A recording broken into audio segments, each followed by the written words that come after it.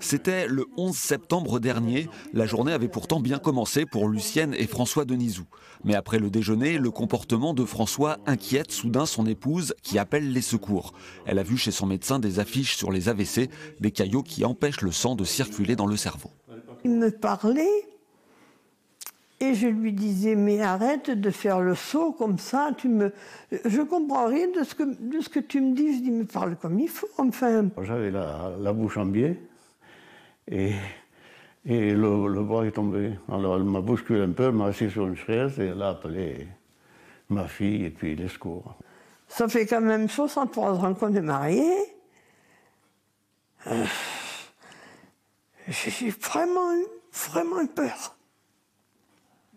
Lucienne a sauvé la vie de son mari. L'accident vasculaire cérébral est rapidement confirmé. Bouche tordue, trouble de la parole, paralysie soudaine d'un membre. Ces symptômes doivent inciter à faire le 15, même si, contrairement à un infarctus, il n'y a pas de douleur. Le problème, c'est que ça fait pas mal, mais on doit s'inquiéter quand même quand votre main ne répond plus, quand votre bras ne répond plus, quand votre jambe se dérobe sur vous et que vous êtes tombé, que vous ne pouvez pas la bouger. Il faut s'inquiéter tout de suite. Après une première imagerie médicale, toute une équipe est mobilisée en urgence. Neurologues, manipulateurs radio, anesthésistes, infirmières.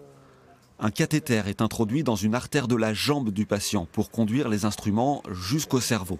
François Denisou a ainsi bénéficié d'une thrombolyse avec un produit qui débouche, mais aussi d'une technique beaucoup plus récente, une thrombectomie qui permet d'aller chercher mécaniquement le caillot.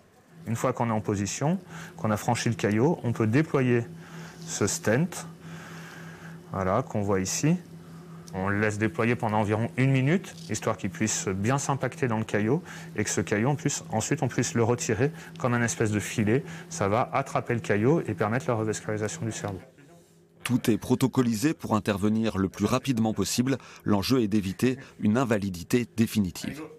Cette IRM montre sur les zones blanches une zone du cerveau qui a souffert et qui est en ischémie. Donc c'est une zone où il n'y a plus de sang qui arrive et qui est responsable des symptômes. Toute la zone orange est la zone qui est en souffrance, dans laquelle il y a peu de sang qui arrive, et c'est toute cette zone-là qu'on va chercher à sauver.